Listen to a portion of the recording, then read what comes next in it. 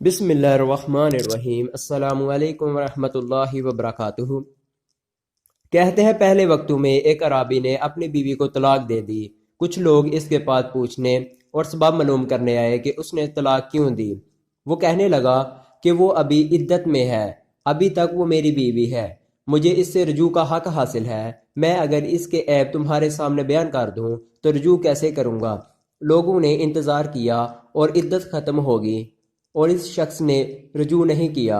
लोग दोबारा इसके पास आए तो इसने कहा, अगर मैंने अब इसके बारे में कुछ बताया तो ये उसकी शख्सियत मसक करने के मुतरादिफ होगा और कोई भी इससे शादी नहीं करेगा।